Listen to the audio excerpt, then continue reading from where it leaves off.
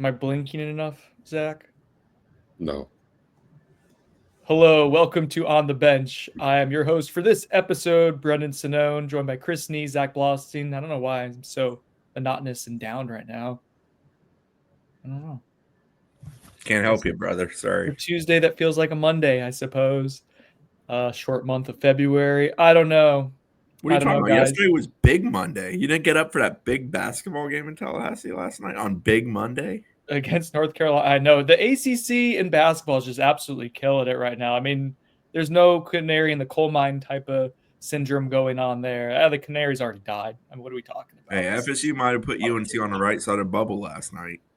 all right. So we got that. So we started off with me sounding depressed and basketball talk. We're off to a riveting start. This is going to be a special episode. We're dusting off the mailbag. It's going to be a mailbag episode of On the Bench. Before we get started here, a shout out to our sponsors, the Turner Group, sponsors by or Sinone. If you want to buy or sell a home, I almost said Sinone, but kind of the same thing, a home in Central Florida or anywhere in the state of Florida, Colin Turner, Amy Turner, the folks over at the Turner Group do an exquisite job with the home buying process. Well connected, work really hard. I mean, it's a top class organization. Zach can speak to it firsthand because of he has a rental property in Tallahassee that's been quite fruitful for his family, as I understand it. So yeah, Turner Group is where we would recommend you to go. Hit me up, DM me if you're kind of on the bubble there and you want to go ahead and figure out where to live. You know, we can help you. Don't want to live in a bubble though. I've always been told. And then if you need a little bit of whiskey to get through this start of the podcast, I would recommend Chattanooga whiskey. Why? Because it's 111 proof bottle is probably the best value. You know, it's funny. I was at I don't want to give them a free shout out. I was at a grocery store that sells food that is supposed to be holistic the other day. And I was wearing a Chattanooga whiskey shirt, and a guy walked by. Oh no, it was actually at Publix. My bad. It was at Chattanooga whiskey. No, three, two, one. It Oh, was boy. Just keep that in. I'm not editing any of it. I was wearing a Chattanooga whiskey shirt, and a guy walks by. He goes, "Chattanooga whiskey," and I thought maybe he was going to realize it from like I listened to a podcast or something like that. No, it's just a dude from Chattanooga who loves Chattanooga whiskey, and then started talking about their 111 proof, and I was like, my man knows what he's talking about. So Chattanooga whiskey, their 111 proof is exceptional value, bang for the buck, high proof, affordable price whiskey, but their standard bourbon, their rye, all their experimental stuff's all really, really good. All right. Before we get into our mailbag, guys, I want to do a what grinds our gears, something that just irritates you and you just want to vent on it. I obviously have something in mind. That's why I'm bringing it up, right? But I want this to be a group exercise, but it's really about me. Yeah. So, Brendan, why don't you go first? thanks, Chris, for asking. I thought you never would. I was traveling back from a wedding in Tampa. Thanks for asking, guys. Don't worry, I nailed the best man speech. It was fine. Yeah, don't worry. Thanks for checking in. You know, I wasn't nervous about that at all. Anyways, I stopped at a place. I don't want to give a free sponsorship here. It was a place where you can dunk donuts into coffee if you so choose. I stopped to get some in the Ocala area on the way back home, and there's two people in line. This has been a long like term pet peeve, but this is what grinds my gears: people ordering stuff rudely. And when I say rudely, I mean just I don't even mean the tone or just the common decency to say I would like or may I have does not exist. People saying I need one, you don't need a donut. No one needs a donut. Calorically, just there's nothing substantial. You know, you may want a donut, Chris, but you don't need a donut. So you don't need a donut. You don't say gimme, don't give me, and just ask. So that's what grinds my gears. It's just common decency when ordering something. I'm good at letting things go, so nothing grinds my gears. I like that we just let the silence sit in there. I'll answer for Chris. Whenever there's a photo gallery that's not tagged to the specific players that are pictured in the photo gallery. That grinds Chris's gears? Yes. Yeah, it does. He's right. What about you, Zach? No, that was my answer. Oh, so both of you guys are just kind of upset. No, I just wanted to answer for Chris, I guess. All right, let's get into it. Thank you to our Knowles 24/7 subscribers for oh boy, I am struggling with just basic words and cadence today. I don't know what's happening. The wedding probably shaking it off still. Thank you to our subscribers for go ahead and dropping questions in here. We're gonna try to answer them to the best of our ability. I'm probably not gonna answer a ton just because I am talking like an idiot right now. So I'm gonna let my two co-hosts really kind of carry us today.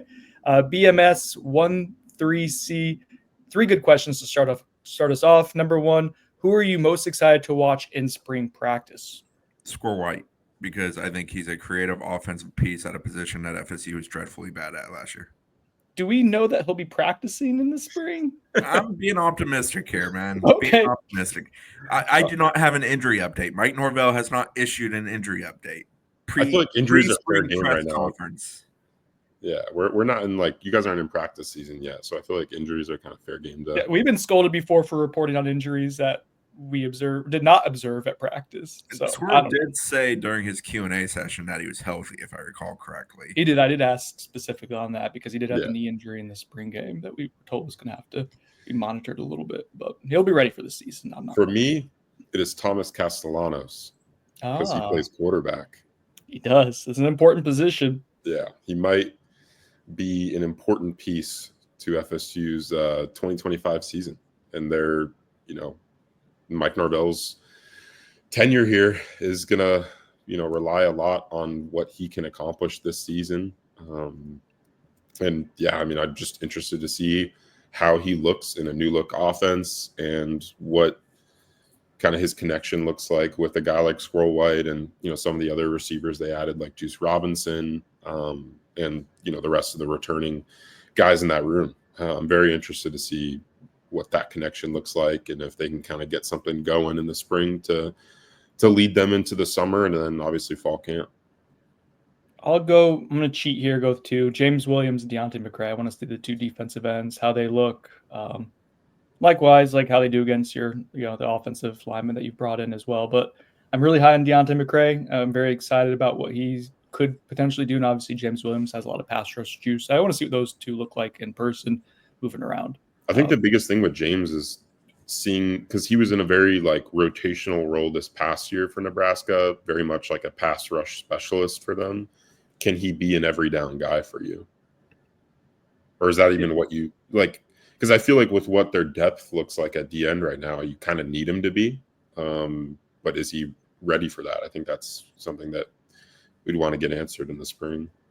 And if they allow them to be pretty physical, at least at times in the spring, the offensive line transfers that you brought in, like Micah Pettis, so you should at least be able to gauge adequately, run defense, how you hold up in the point of attack against those guys. Like some of those line drills will be interesting to see. Yeah, it's funny. I was going to throw out I'm jaded on judging O-line and D-line unless the physicality is ticked up. Yeah, that'll be so that in general, Chris, I think will be an interesting. A lot of people are actually really curious about the physicality level in spring. That will be noteworthy to kind of monitor and see what that looks like. So assuming do you think we're going to get access in the spring? I think we will, but I don't know. Okay. I wonder if they'll ramp it up due to not having a spring game. I mean, that's just a scrimmage. Like they just treat it spring like game has been arguably the most meaningless practice FSU has had in their spring under Mike Norvell. Yeah, I mean, it's always the most like boring spring game in the country. Yes. Yeah, I think that's why he's a proponent of getting rid of it. It's not the tampering thing, which he. Yeah, I don't. Yeah, I think it's more so just like it's literally the worst fan product ever every year. Like, I mean, obviously you get to see the team, but like there's no excitement to it. So the good news is the ACC network presentation of it really saves the game.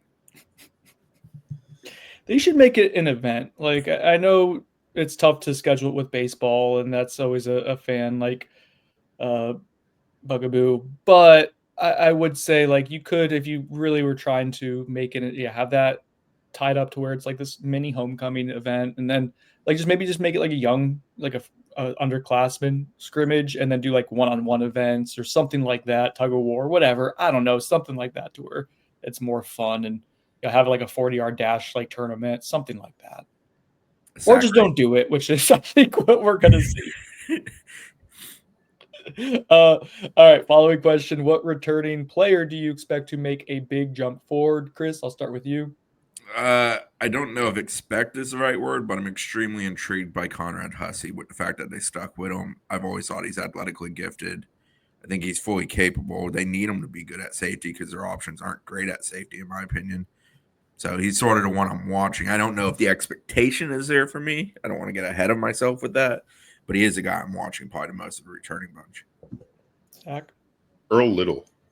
He's someone that I think internally they're optimistic about. Obviously, we know that he did not have a great, 2024 season, especially the beginning of it. But he kind of came on late, and I think the hope is that you can, get more out of him heading into, a big year for this team and for his personal career. I mean, this is a guy they obviously loved out of the high school recruiting process. Hasn't done much to this point in his college career, but just from what I've heard through winter workouts and tour duty, like they're pretty encouraged about what he can do within Tony White's new defense. I think the rover position might be an interesting spot to look at him at, and interested to see kind of how he looks. I think he has the potential to take a big step heading into this season. So this is going to be a safety exclusive round of answers, I guess, because I'll probably go with, do I want to do Shaheem Brown or Ashton Barker? I think Ashton Barker, I like the way he ended last season. I thought there was a nice stretch of games. I think his physicality, he might be like a good backup rover, and they're going to want to use a lot of depth and rotating, I think, in the secondary. So he's someone who I think could have a really nice role, and I think he fits really well into like the coming downhill, run stopping requisite that Tony White's safety position, I think the rover position probably offers up. So that'll be mine. So all safeties for us. Finally, from BMS 13C, what player needs to make a big jump, but you were skeptical it will happen? Chris, I will start off with Conrad Hussey. I'll take yours away. Should I just answer my third question as my second question, my second question as the third question? I mean, I guess that. So if I had to pick somebody else, I guess Cam Davis. Okay. He had kind of a rough freshman year, got dinged up at, I believe it was Duke, if I recall correctly. I think he was dinged up even going into Duke, and then just got worse. Things didn't go great. I'm interested in Gus Malzahn offense, who and what he'll be, how he'll be utilized, what it will be. Cam's a kid that was ultra productive as a high school player. Great kid, too. Somebody that I find myself rooting for because I do like him. I'm just interested with the change of offensive approach, how he kind of fits into it all. They need interior D-line depth, and someone that's been in the program for a long time at this point is Daniel Lyons, and he's capable. Like we've seen him have moments, right? Like over the past few years of excellence, getting in the backfield, getting a key TFL, but it's never been like a consistent thing. And I just think that important thing for him is like reshaping his body a little bit to be more of a stout player against the run. And obviously he has pass rush ability from the interior, but just looking to see if he can kind of take that next step when it comes to that full buy-in and being a key rotational piece for them, or even a potential pushing for starting playing time. I don't obviously I think Daryl's gonna take a ton of those reps on the interior, but Daniel, different body type than Daryl is, and I think he has an opportunity. So I'm interested to see if he can kind of take advantage of that. But yeah, to this point, I feel like he hasn't, reached his full potential, I guess. Those are good answers. The only other two I thought of would be like the third-year wide receivers, former blue chip wide receivers, Hakeem Williams and Jalen Brown. You are excited about what you have with Squirrel White and Deuce, but then I think you need a third guy, obviously, to kind of create some balance in the passing game and both present upside and ability, but you need to see it. And now you're entering year 3, and you have some talented underclassmen as well. Like we're kind of entering now or never for those two guys. So those would be my answers there. That I do have some skepticism of because they had plenty of opportunities last year, didn't do a ton with it. We'll see the situation's a little bit better for them this year. All right, Ned for Prez. It's a little lengthier. A question: Castellanos seems to be really enjoying FSU based on social media and his presence at FSU events, and that makes me excited. However, I also remember being excited about how mature and dependable DJ was coming into last season. At what point do you think you'll be able to tell if Castellanos was a hit miss in the transfer portal before the season starts? And what are some things you're looking for that will make you feel better about him stepping up as the starting quarterback for FSU? It's funny, exiting spring last year, DJ had a really nice spring. He had a poor spring game, but uh, he got progressively better as camp went on, and then he had a couple of really nice scrimmages. And we're not there to see the scrimmages, so we kind of have to lean on what we're hearing. Take it with a grain of salt. Understandable skepticism from listeners at this point with that kind of stuff. I got you. He got hurt in fall camp, and that just kind of changed stuff. So some of this, I'm just prefacing all the whatever answers you guys are going to have, is like you can see something that might intrigue you or might sound good, look good. You might see steady improvement, but really, like there's going to be variables that are going to make it hard to tell. And I think we're all going to have a healthy dose of skepticism, honestly, before we see them play on August 30th. I think that's going to be kind of a common theme in projecting out what we're going to see from newcomers this year, or even just returners in general. Yeah, to me, it's second scrimmage of the preseason is probably when you have the most defined picture of what you should expect, but expecting what you get will potentially be very different things. I think the biggest variable, specifically with Castellanos, is the fact that we're probably not going to see the entire utilization of his rushing ability in practices or, even scrimmages. I mean, they do, with quarterbacks, they do like a two-hand touch, system, or at least in the past. And obviously they're not going to make him live during practices. So to me, that's the biggest variable, right? Like their ability to move the football down the field is going to be pretty reliant on his ability to move out of the pocket and then scramble. And I'm sure there's going to be designed runs and stuff for him too. So to me, like, how much are we going to know about their full, offensive capability without that variable in play consistently in practice? I think that's an important point.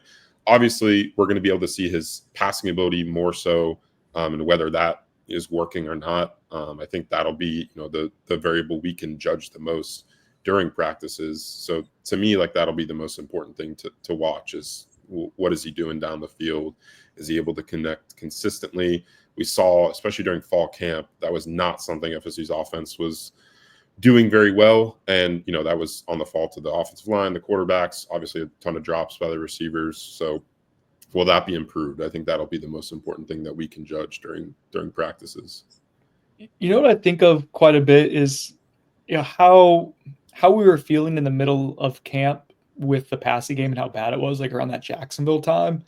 And there was other aspects of like the run game we thought was going to be good. But how that would have, if they didn't end up having Chris, remember that final week of camp and going into the season, they finally start catching like everything. Yeah. And I wonder how we would have viewed the team differently if they didn't have that, like the last data sets that we had to see them before they started the season. I think I was closer to 7 or 8 wins, and obviously we were all still way off. No one thought too. But how much that skewed things and our perception of what they could be when they started catching the ball consistently. Yeah, the passing perspective in the middle of camp felt like a mid-camp swoon, and instead it was really the reality of who and what they were in that regard. Fair. All I know is if I was there, I would have predicted 2 wins. No, I'm kidding. Come on up to practices. JK4247 asks, one recruit from the 26th. Oh my God, Brendan. What is wrong with you? One recruit from the 26th class on both the offensive and defensive side of the ball that each of you. I've never made that noise in my life. It would sound like German or something like that. One recruit from the 26th class on both the offensive and defensive side of the ball that each of you would be ecstatic if FSU landed in this year's recruiting class. Zach, you're our recruiting guy. I'll let you start. I think my favorite quarterback that they're after is Bo Bentley. I just think that he's a high-level player and fits what they're going to do offensively very well. So offensively, that would be my answer. Defensively, It's between two D-line prospects, either Trenton Henderson or Tristan Gibbons. I really like Tristan Gibbons. He's one of my favorite evals in the entire class. I just think that he's, an ideal pass rushing type who has legit NFL upside because of just how freaky athletic he is at that spot. And Trenton Henderson's an in-state, top 15 level prospect who, plays his high school football in the Panhandle. Like that's a guy that if you want to describe a must get for Florida State, it's probably Trenton Henderson. And I think, they need immediate help on the D line moving forward. And, I think that those two guys make the most sense and would really excite me. Offensively, for me, it would be Texas running back Javion Osborne. I like him a lot. I think he's very bright. I think he's a hell of a football player. I also think it would say some Tashard Choice and the whole change at Texas with running back coach situation there has opened that door a little bit, and FSU is involved. He is somebody they're talking to about an official and trying to get it set up, but he's still a long shot at best. And I'm going to stick with the long shot theme. On defense, it would be Tyler Atkinson. I just think he's uber athletic, uniquely special. I think he could be a lot of different things for FSU defensively in the sense of playing like a jack linebacker position. I think FSU's defensive scheme change and what I expect of it fits him better than what the FSU prior scheme would have been for him. And I think that's been conveyed to him. Now, the key there is FSU actually getting him on campus, getting visits. They were involved with him super early, but types like Georgia, Texas, schools that are going to spend a lot of money, who also recruit at extremely high levels, they're going to be major players with him, and he is a brand kid. Like he's one of these people that for 5 years now in his high school career, dating back to when he was an 8th grader, basically, he has thought about his brand and what it means and all those things. And those kind of kids have been tough for FSU to come by, in my opinion. Do we think FSU, I know that Zach mentioned Bo Benton, and I like this game a lot. Is Keyshawn Henderson attainable at all at this point for He Florida seems State? really locked into Houston by everybody's account. I don't have a great relationship with him. I've only talked to him one time. I think Zach's talked to him a little bit more than I have. But from everything I read and hear and am told, like it's going to be tough for anybody to swing him from Houston, and that's including some really big heavy hitters pursuing. Yeah, I mean, I don't think he's realistic for Florida State right now. If he does kind of open things up to other schools in the future, I could see, FSU being one of those schools. But at this point, he seems pretty locked in. I guess I was told his high school head coach played for Willie Fritz. So there's some kind of connection there and to why, as to why they were so early with him. And obviously, he's shot up the rankings since making an early commitment to Houston. But as of right now, I've been told that it's not very realistic when it comes to FSU or anyone's chances to flip him. What, Duckworth, Bentley? Yeah, as far as how realistic they are, I would say I would put third probably Jaden O'Neal, the current Oklahoma commit. I think there's a possibility, like if Bo Bentley, I think he's favoring Oklahoma right now. If he commits to Oklahoma, I think Jaden O'Neal will open his process up, from what I've been told. For people unfamiliar with Jaden O'Neal, he's got a huge cannon. Like that thing, it rips and it flies. He camped at FSU. Yeah. He's been around the circuit. His film's fun just because of his ability to go vertical. Yeah. No, his arm talent is some of the best in the entire class. He was there at that camp with Brady Smigel, Diabell, and some top 27 names, and I thought he had the best arm, right? Yeah. I thought Brendan might get one in there just because he's not going to be able to do it going forward with Brady no longer being a commitment. I can't even talk normal English. I'm not going to do a. You might do it best today. You think so? All right, hang on. Making some weird noises. Dude, our car listeners have to be so pissed. Constantly. All right, next question. T Boston 99. Which version? Which what? Which version of Gus Malzahn's offense in Selexa Pro do you expect to see at FSU? The Auburn 2013-14 offense or the UCF 2022 to 2024 offenses? Well, I don't think Nick Marshall or Cam Newton's walking through that door, so I'm going to go with UCF here personally.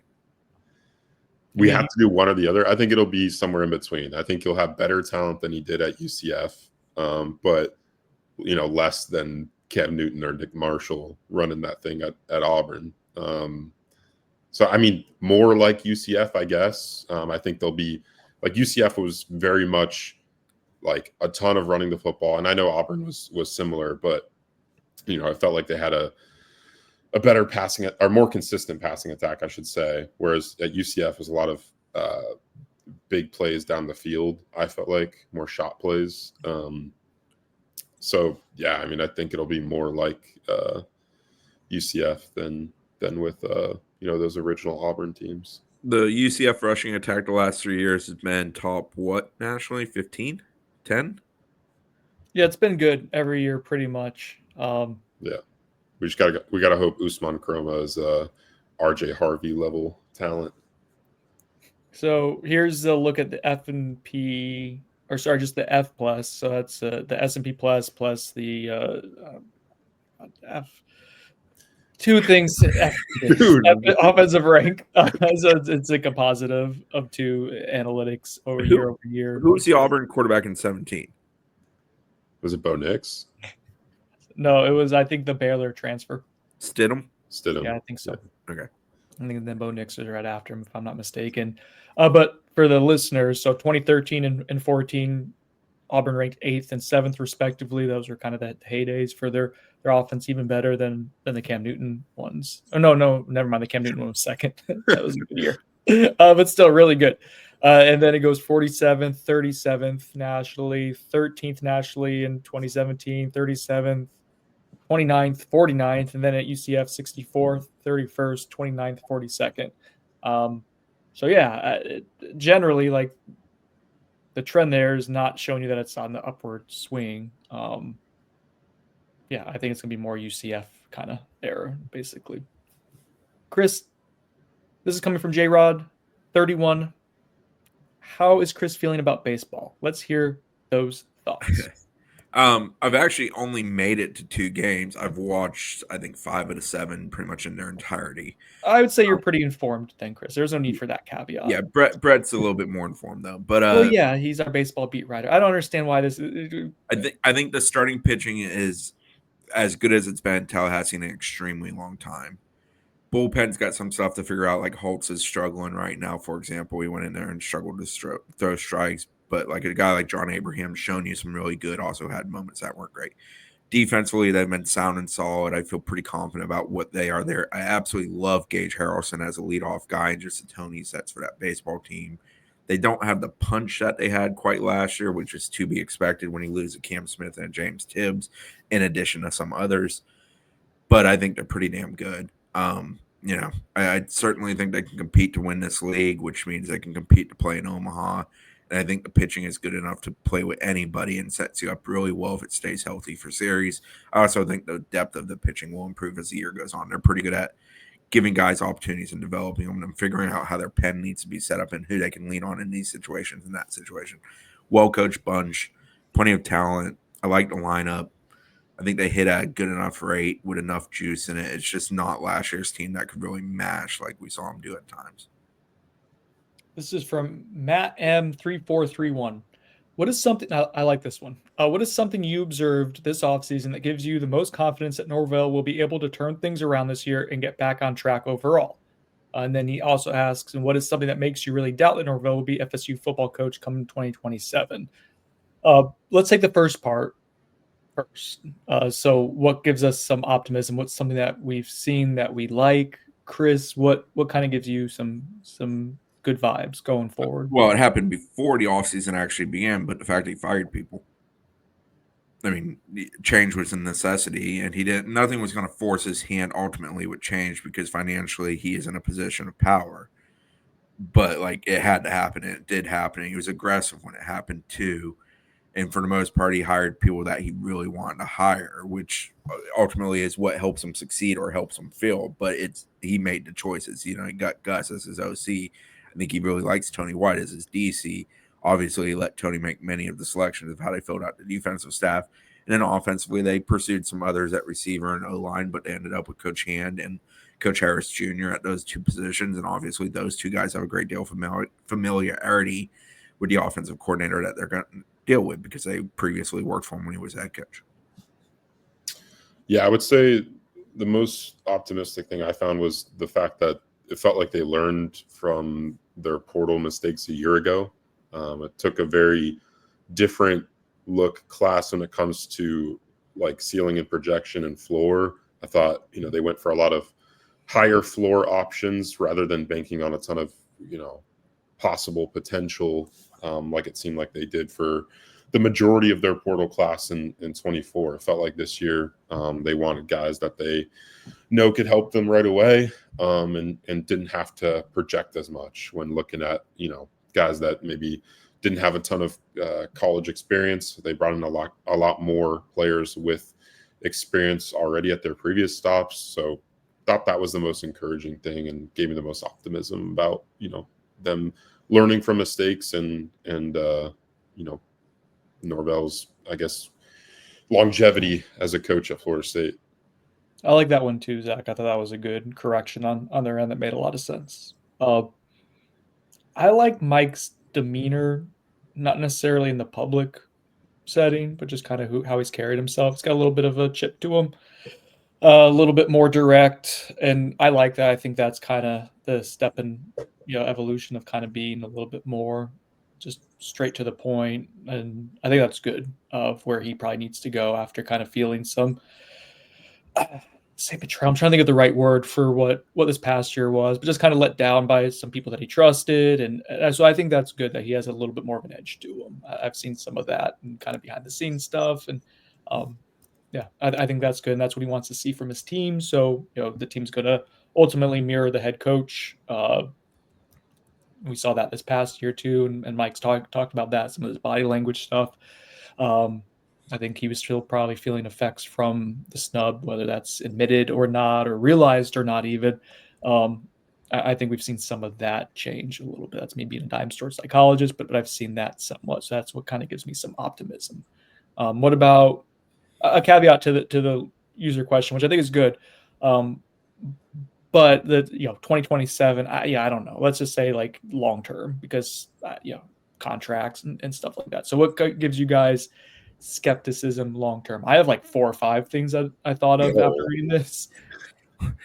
Well, do you want to list off your laundry list? They're red flags. They're things that I do have concerns over. Okay, so one of them is GM front office evolution. It's happening fast in college They football. didn't do it. They didn't do enough. Right. That was going to be my answer. That's okay. So we're all on the same page there. And this is something that we are all beating the drum on at this point. It's not a knock necessarily on Derek Ray as the general manager. It's the whole entirety of what the entire approach is. I just don't think they're keeping pace with the kind of people they compete with. You look at all their moves. They've gotten one outside move. Everything else has been internal hires with what they've lost.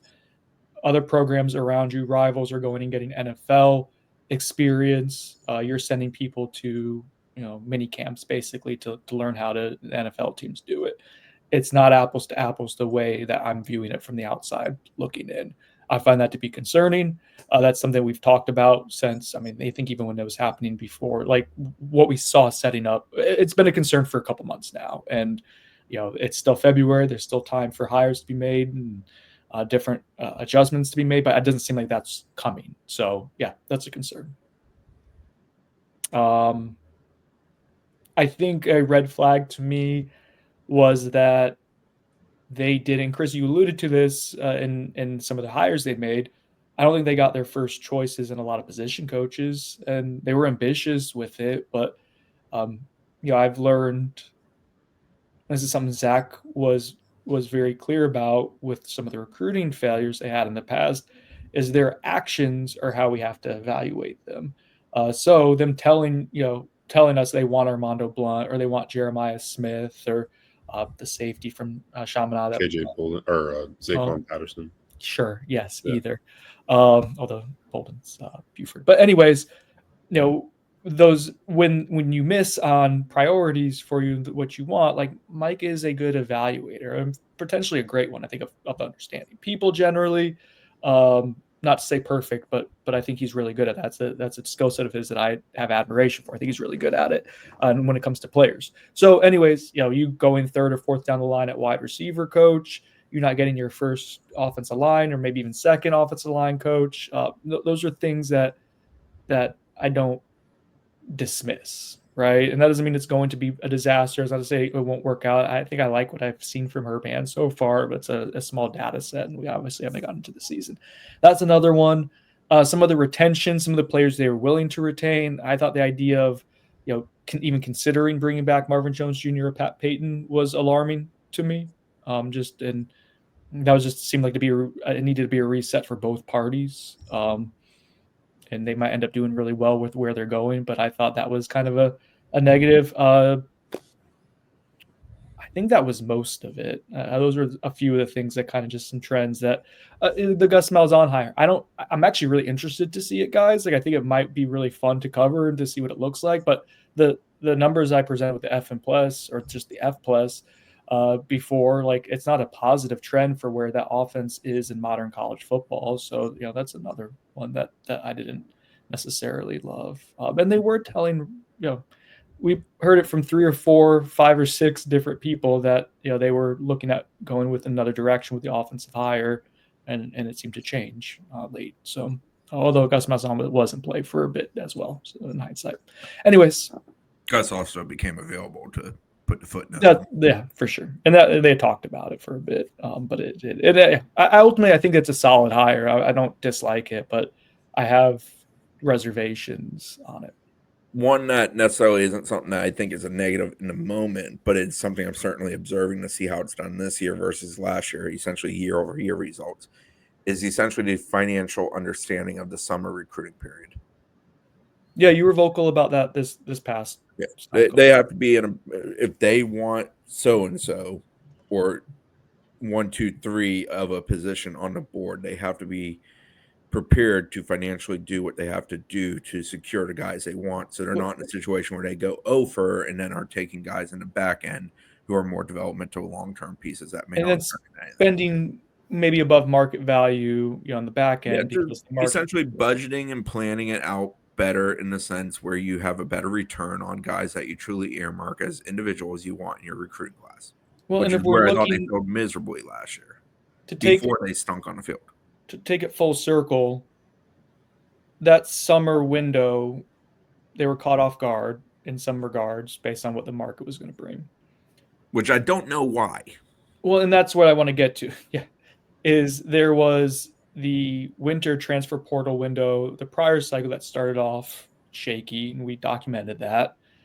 We thought they responded well to it. In hindsight, they did not, and that was a misevaluation on our end. It was a misevaluation on their end, and they obviously have a lot of data points to get to that as well. And then going to the start of this winter window, I thought it was a little shaky, but they pivoted within days, and it wasn't within a week or two. It was within 1 or 2 days. So, but still, there was a little bit of like, oh my God.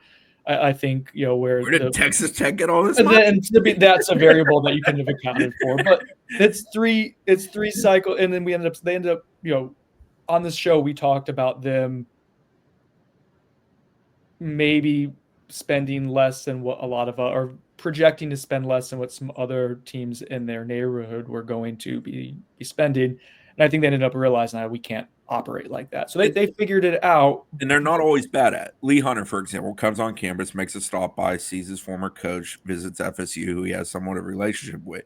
But when we walked out of that building, they knew, 1, they likely weren't getting another visit, and 2, that he was going to cost way more than they intended to spend on him. There was this article that and they were really on Texas Tech's GM, and it was cool. And like, I like what Texas Tech did. I thought they had really good play. But man, when you have that sort of war chest, like it's Black easy hole. To go ahead and pick a bunch of first round draft picks. You look a lot better when you're kind of picking the cream of the crop. So yeah, they did some good work like before the portal window to kind of plant some seeds. I like a bunch of different schools to get it all done quickly, and I liked their even some of the lower end, like was the Charlotte defensive back who was from is it Belfleur? I think it was. But anyways, there was some guys that I liked. Yeah, the Miami, Ohio receiver I like, Javon Tracy. Yep. The Northern Illinois defensive tackle.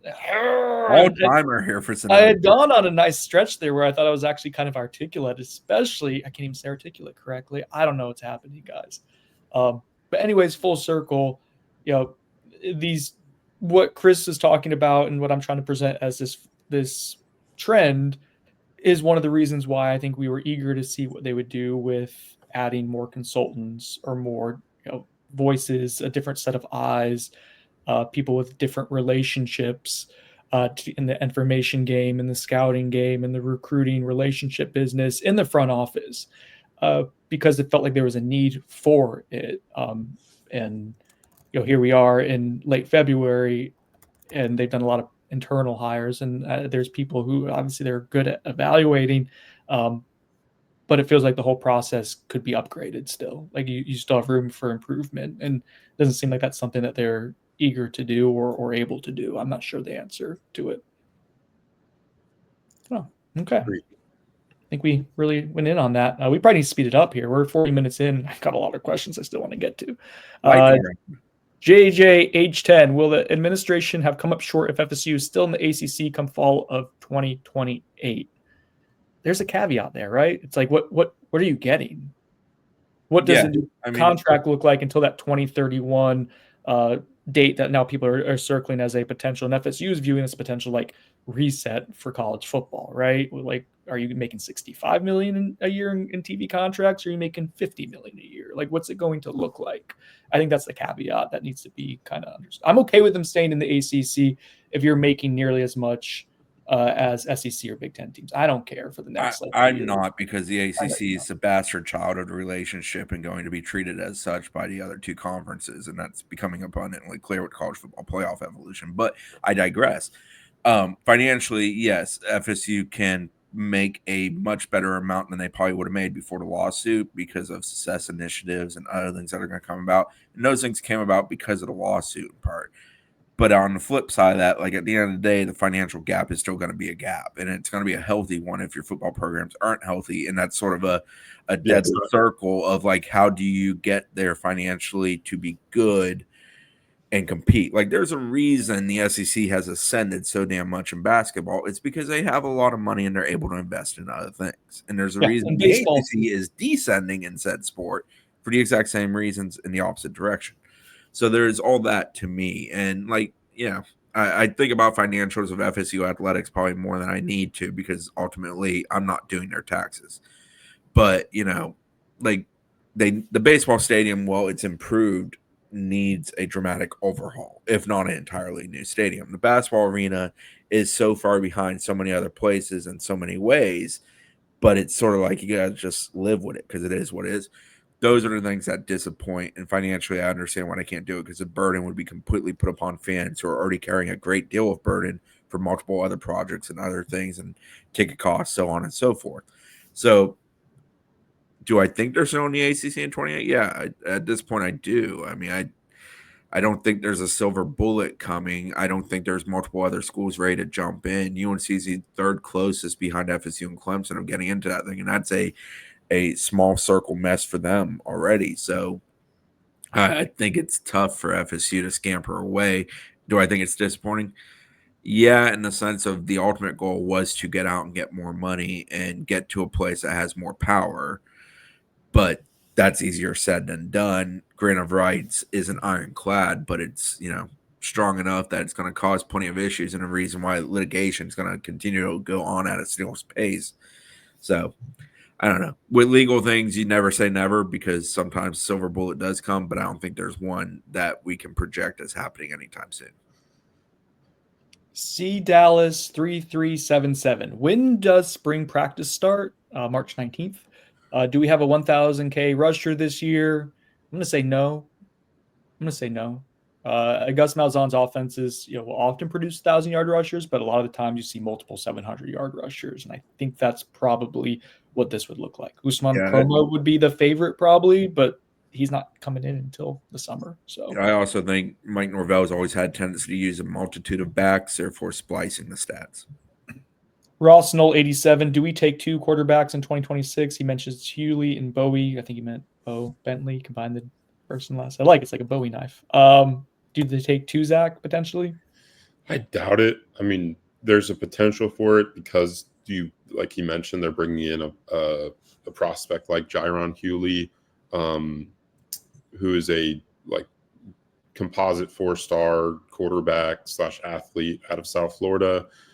I think he's probably going to end up being like a DB at the college level, just body type and just how I think he'd be better on that side of the football. I mean, I think he's a capable quarterback. He was pretty good for Cardinal Newman this past year. But if they are going to take a second quarterback, it's going to be one of those types where it's a long-term projection, getting in the program and getting some seasoning for a few years before playing. But to me, I mean, just two quarterbacks at the high school ranks is so rare nowadays because, I mean, it's just guys want to play, right? And if you're going in with another quarterback in your own class, and if you're comparable talent, like it's lessening your chances of getting on the field. And at that position, that is by far the most important thing. That's why we see so many high school quarterbacks not finish with the school that they signed with at a high school.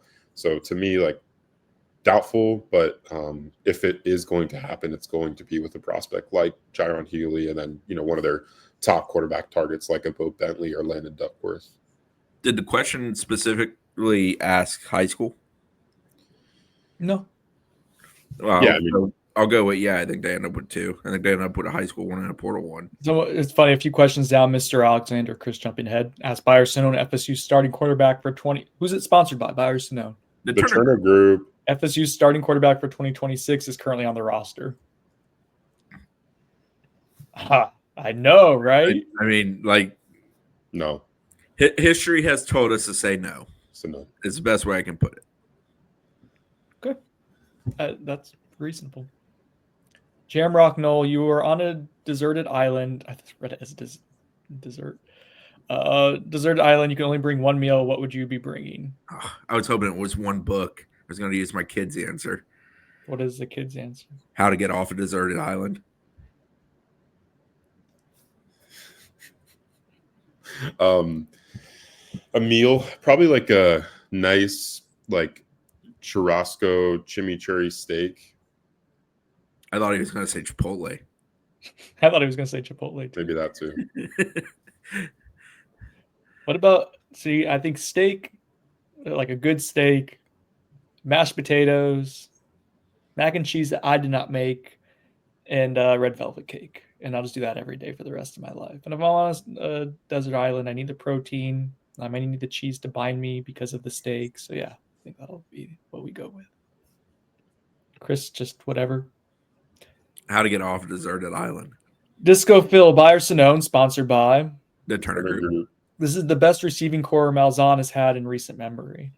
I don't know. I don't watch a whole lot of UCF. Javon Baker was a 4th-round pick last year. Not all of us are UCF homers here. He had a decent wide receiving core at Auburn towards the end. It was Anthony Schwartz. Was a speedy guy, but mid-round pick, not great. Not elite.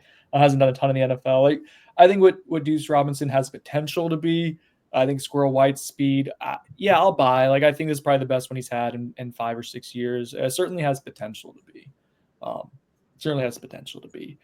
NC 05. Hey, Chris, what are you hearing on basketball's new coach and what players are leaving? Let's just focus on what do you think's happening with new coach wise? I still think Luke's a leading candidate. Luke Laux, Sacramento Kings assistant, former FSU player. He was here during NBA All-Star break. Bucky for the All-Star game in Tallahassee. Bucky McMillan, Samford head coach, is probably the non-FSU name worth keeping the closest eye on. I think the goal is for the hire to be made soon after FSU plays their final game. I am interested to find out whether or not FSU would play in the NIT. Last year, they basically declined to do so. I'm interested this year what they would do with it being Ham's last year. That's a question I need to ask that I just haven't had the opportunity to ask a person that would actually know an answer to that. As far as player retention, I think that's going to come with how quickly a hire is made. If a hire is made before the portal, we have the opportunity to retain more guys than if it's made after, because guys will just already enter because of uncertainty. I don't expect it to be a great deal. I mean, today in college hoops, there just isn't a lot. I'll use Louisville for an example. When I hired Pat Kelsey last year, I think they brought in 11 new players, for example. Now, some of that was guys Kelsey brought from his prior institution. If you hire somebody like Luke Laux, you don't have that luxury as much. So you probably want to try to retain a few more just to reduce the number you have to go then and pursue. Do we think the timing, this has been going on for a few weeks now, which I'm not And sure. it's been known, the belief that they would have to hire a new basketball coach probably has existed since before this season tipped off. So my point being that this has been in the works for a while now. The fact that they haven't made any sort of announcement or there hasn't been any. I don't think they want to. I don't think they intend to do that before the regular season concludes. That's what will be is March it to 8th not against ruin them. stuff for Ham, or is it I just because think here's my theory? Here's that. Go ahead. The bench coach in the NBA probably not as damning to be hired in the middle of the season as the sitting head coach of a team that has a chance to play in the NCAA tournament.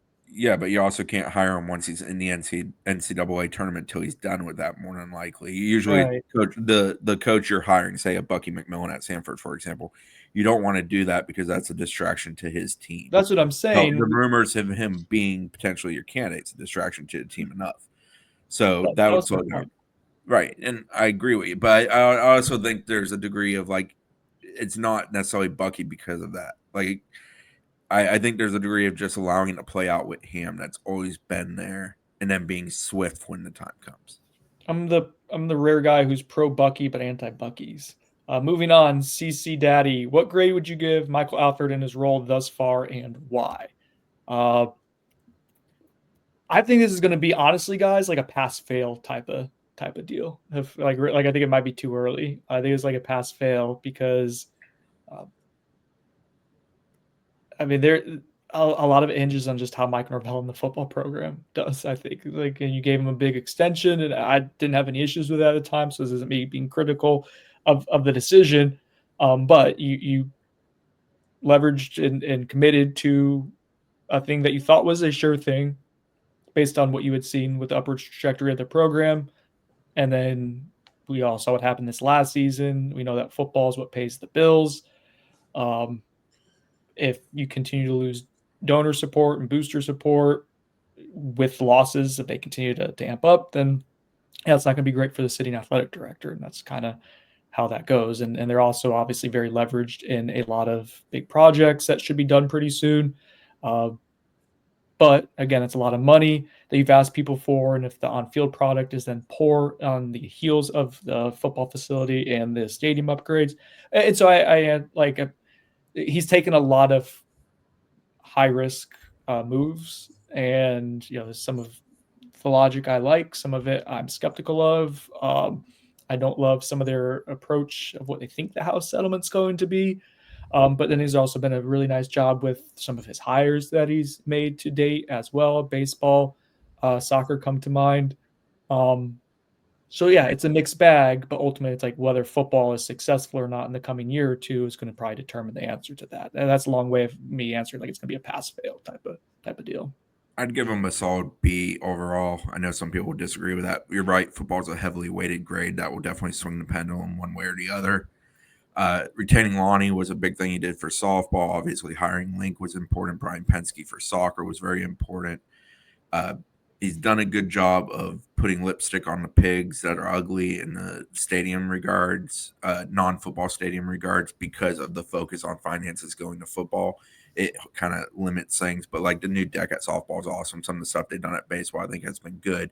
It's not great, but it's good, and I understand why they're somewhat handcuffed on doing more in those regards. Building a football-only facility and actually getting it done is an important thing. I know some people would disagree with that, saying this day and age it's not, and that the money should be spent elsewhere. I get that argument, but that's also a facility that should have been built 13, 14 years ago, and it's finally getting done at FSU, and I think that is important. The stadium did need the renovations. I don't know if it needed necessarily the renovations that it's getting, but it did need improvements, and trying to improve fan experience is important. Now that's a whole can of worms that I'm not going to get into because I have to go to my kids' thing in half an hour. Social event. Oh, okay. I didn't know. I didn't know where you're going with it. Okay. No, Carter's not in the office. I thought like was Alfred going to be there like with a baseball bat? But like, so like, I think all in all, Michael Alford has done a good job. I think the most important things for FSU moving forward is obviously one, football to be good, because football obviously opens the floodgates for more things. When people are happier, they're easier to get to spend money. I do think the booster base has to be increased at FSU. It's a drum I'll bang till the end of time, because it blows my mind that FSU's annual booster base is not larger than it is. It just simply should be. And I do know that's a focus for him and Ponder and others in the hierarchy, but like it just has to get there. It's got to be better. But yeah, I think I live with a B. There's been a lot of good mixed in there. Obviously, the last 12 months in football being dreadful, hurts people's feelings. And there's plenty of, I guess, unrest is probably a fair word for some of the fan experience related items regarding costs and seating and that for football. And I get that, but I also think like evolution in that regard was a necessity at FSU. I don't know if the jump maybe was too mighty, but I do think it was needed. Let's move on to TB3 Golf 714. Who's the impact freshman not named Kevin Wynn that you expect to surprise people this season? Does Usman Chroma count as a surprise? Right, like him and Tylon Lee are the next two that come up as far as guys that I think are really good and can really contribute for them. But I also feel like they've been built up to be sort of that. I think Tylon Lee, I don't know as much of the that's a name that's come on lately, like with the on-3 bump, and like we've kind of stamped him as a guy that we think will have a chance at a position that normally doesn't always play a lot of true freshmen. So I think that's one that could surprise like your average fan. Like people are gonna know there's a running back coming in from South Georgia, right? I think that the casual fan will know that. The Tylon Lee one might be one that surprises some people. I've been told that Shamar Arno, the DB that they flipped from Auburn on signing day, has been really impressive in winter workouts. And his build when we saw him in that's what it needs to look like. And I'm excited about like Max Redmond, but seeing them come to the football interviews back to back, I thought Arno's like build is like, okay, that's got a chance. Yeah, different positions. Obviously, Redmond's a safety type for them, whereas Arno is probably going to play corner. And Arno seemed wider. To me, like I think one of the corner positions is probably going to go to Quindarius Jones. But the other, I think, is wide open. And I'm not, saying I'm projecting Shamar Arno to start at corner for them in a true freshman season, but I think he's going to have a shot to play a lot. I don't think that other spot is penciled in with any specific name. There are guys that have been in the program for a few years, but like when you think about some of the possible options, like I think Jabot Rawls is one that comes to mind. And I feel like he probably still needs to put on a little bit more mass and prove that he can be reliable there in spring football and in fall camp. So I think they're going to give, something that James Williams always brings up when talking about Tony White and Terrence Knighton on that defensive side of the ball is how they're going to give an opportunity to anyone. It's not, if it's not based on seniority, right? Like they're not just going to play seniors to play seniors or upperclassmen. It's based on talent. And, if the most talented guy that they can rely upon is a true freshman, they're going to play him. So to me, like I think Shamar Arno could surprise people with the role he has in this upcoming year. Not a high school guy, not a 4-year transfer, but someone I'm intrigued by and want to see what he can do for them is Tylen Coleman, the JUCO. Mm-hmm. I think body type's intriguing. He's got the right kind of mindset. Seems like a goal-oriented kid who's walking in the door wanting to prove himself. I think it's going to be interesting to see how he fits into it. And they need more guys up front to like step up. And, he's a little bit further along than some of those other guys. Kevin Wynn's kind of freaky, stumpy, as I like to call him, as we all know. But like they need others. And Coleman to me is one that is going to be worth the watch to see if he can beat that. Bad Bean has Bucky's or Sonone, sponsored by Brendan's Anxiety. Also the Turner Group. The secondary will actually get some interceptions this year. God, I hope so. I need some takeaways back in my life. I looked it up for this. They have 14 interceptions over the past 2 seasons, the 117th nationally. Only 10 of those interceptions came from defensive backs. That's a toughie. Jeez Louise.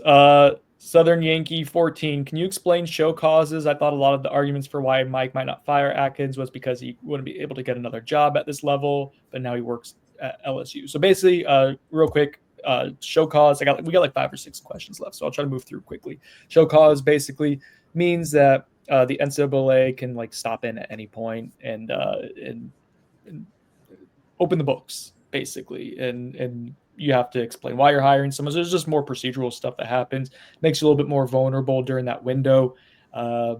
while they're there, but like it doesn't prohibit you entirely from like being hired or anything like that. It just makes it Alex also has a reduced role at LSU. It doesn't, but it's still like that. Yes, but still, the show cause is the show cause. The role doesn't matter necessarily to that. Yeah. So Law Horvey, how many transfers do you expect out after spring? What's 105 is what you have to be at before opening game, Chris, right? Yeah. Presuming the house settlement and all that holds true. That goes through, which there's some skepticism there. But 107 is where we have them. Does that sound right? That's what I have in my spreadsheet. I haven't looked at the spreadsheet in a while, but yeah, it was like 1 or 2 over. So you have to lose 2. Imagine probably 3 or 4 more who realize what. Yeah, I'd say 5. Okay, so there we go. It's usually like a medical DQ or 2, and then a guy or 2 leaves. Like, yeah, natural attrition. Buffalo asks, I like this question. I don't know if we have enough time to really dive into it. What's your best guess on how the defensive staff will use their personnel? I mean, I think we know at this point they're going to mix and match with the 3-man and 4-man fronts. We've heard both of that. So the jack roll will exist in times. What the ratio is going to look like, I don't know. That's one part of it that I will find interesting. Zach mentioned some like open position battles and stuff where they're going to be trying to figure out. That'll be interesting as well. Yeah, I think we'll get more into some of the nuts and bolts of it too at another time. It's a good question. I think a big thing for them is seeing how the guys work in spring ball. They haven't actually watched guys play real football yet. Yeah, the only football movement they've seen is tour of duty, hitting the mats and doing that. Which is just like conditioning and movement skills and stuff. LFG Knowles 13, which is more of a question mark / concern. This is for you, Zach. Lack of a true speed rusher outside of James Williams or the inexperience of the secondary? Lack of a true speed rusher. I think you can get away with more in the secondary because you do have talent there. You just have to, make sure that those guys can be relied upon through reps in spring and fall camp. But, getting to the quarterback is the name of the game and on defense. And, if you don't have enough guys that can do that on your roster, I mean, you're going to be in a tough spot. So to me, they do bring back Daryl Jackson, who was one of the best. Like he was one of the most productive interior pass rushers. Oh, for sure. But we're talking about true speed guys, right? Isn't that what the question was? Yeah, but I mean, you're talking about getting to the quarterback. So I'm saying there is. Yeah, there's other options, but I mean, besides Daryl and James, who can really be relied upon in that aspect. Deontay McCray is more of a run stopping right now. From what we've seen so far in his career. Jason Jenkins, TBD on what that's going to look like. We'll see. Like, I don't know if he'll be ready. Like, I don't know if we'll see a ton of him in the spring. D linemen create havoc and end plays, and it's probably the 2 most important things for any defense to ever do. Having great secondary pieces is fantastic, especially guys who take away a portion of the field or a high probability of taking the ball away if it comes their direction. Very important. But havoc and ending plays at the line of scrimmage, most important thing. They've invested so much into the secondary of the last 2 cycles, like in high school, that I'm just not very I know that I argued that they should have taken one transfer DB as kind of like a stabilizing veteran piece, a safety piece. But there are quality options. I mean, think about all those young guys that they felt great about a season ago. Kai Bates, Charles Lester, Jamari Howard. You add a guy like Shamar Arno to that with Quindarius Jones, Edwin Joseph. There are guys that they feel really good about that just need to kind of come along and get some reps. I mean, to me, it's obvious that the answer is a pass rusher. And I'm interested to see whether that's something that, after the spring, they feel like is a – what kind of need is that for them after the spring? Do they feel like that's something that they absolutely going into the spring transfer window, looking for the most premium of premium positions outside the quarterback? It's always a good formula. Yes, that'll be great.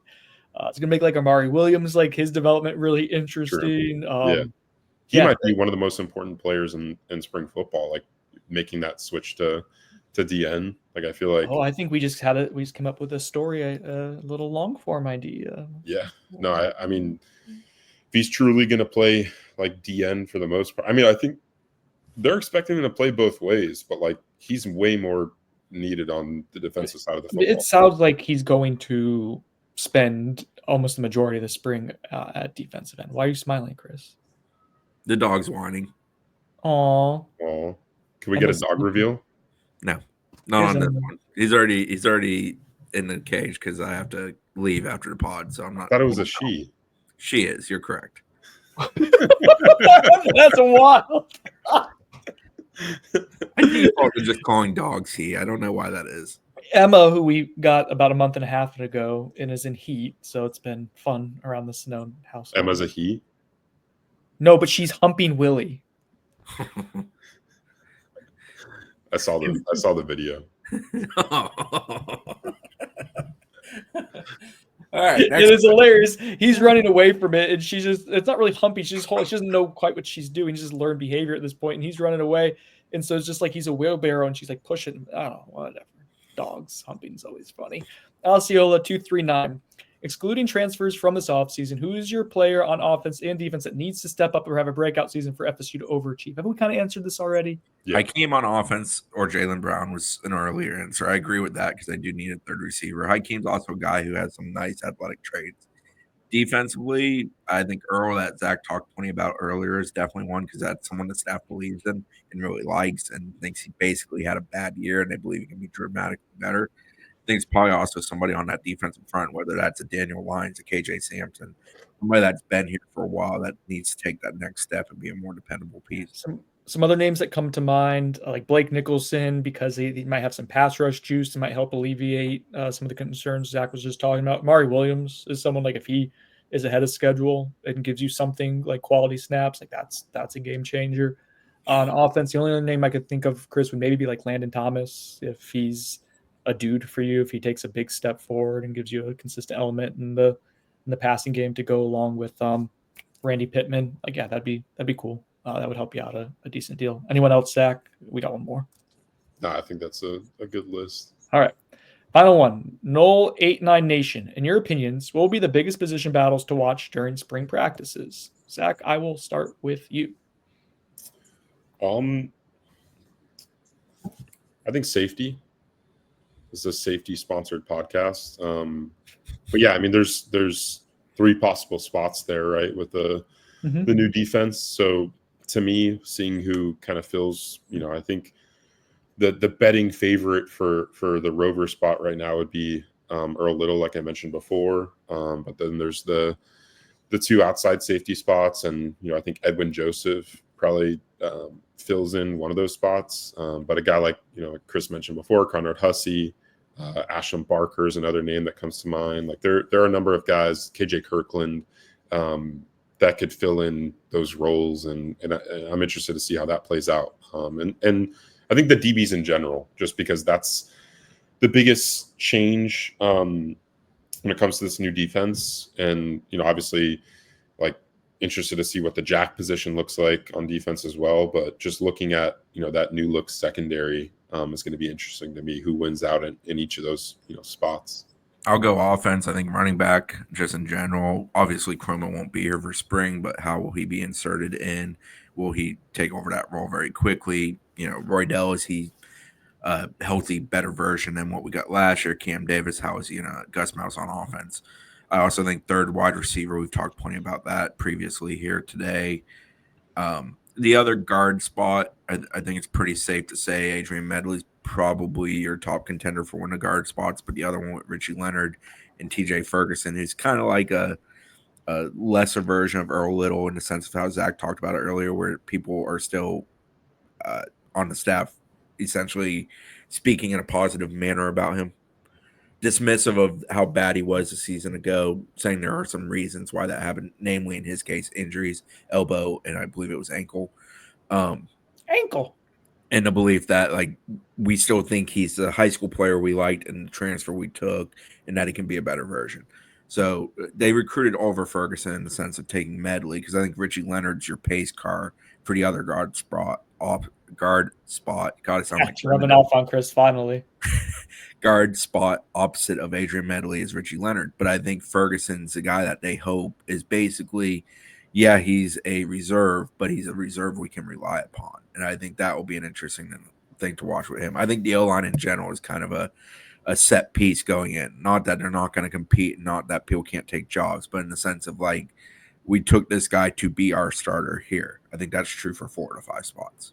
It occurs to me on defense, like the entire like each unit is kind of a free for all. Other than maybe like we know James Williams is going to play a lot. Will he be a run stopper every down guy? Kind of that's like what you need him to become. And Daryl Jackson.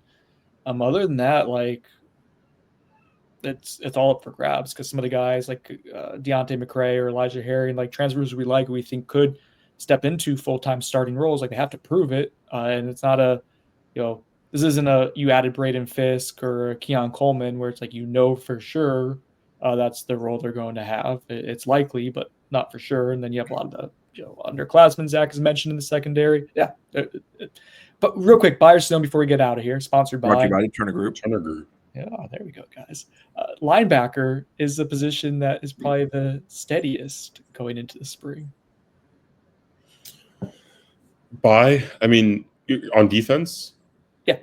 Yeah, buy. I think you feel good about Blake Nicholson and Juice Cryer. Then I think Elijah Herring will play a lot for them, guy they brought in. And, hopefully that some of those younger pieces can kind of. Omar Graham finished. Yeah, Omar Graham, Caleb LaValle. There's a few other, names that could factor into it. But, yeah, I mean, those are the main ones. I've heard that Blake Nicholson's been moving really well, and they feel great about him and what his role could be this in this defense moving forward. So yeah, I mean, I same kind of reviews about Elijah Herring coming in. I think they feel great about that addition, and think he'll contribute a lot on defense this year. I'm gonna Sonone. I think the secondary has more talent. I get your point. It's probably more. Yeah, I think it has more overall talent, top to bottom. The secondary, yeah.